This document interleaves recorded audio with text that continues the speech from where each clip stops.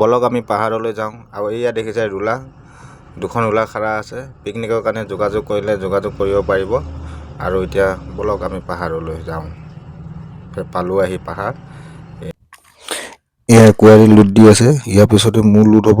দেখিছে কেনেকৈ ওপৰৰ পৰা প্লাষ্টিকৰ তলত মল পেলোৱা হয়। আৰু এই তলত বল্ডাৰ এই ফগলিংকে দেখিছে ফগলিংকে। আমি বল্ডাৰ লোড কৰি আছোঁ, ইয়াৰ ব্লাষ্টিং। আৰু ইয়াৰ পৰাই বেছিকে ফগলিংকে দিয়ে। আমাৰ এইখন মোগাৰী হয়, মোগাৰী লোড দি আছে আৰু লোড হ'ব এতিয়া আমি লোড হোৱাৰ পিছত যামগৈ।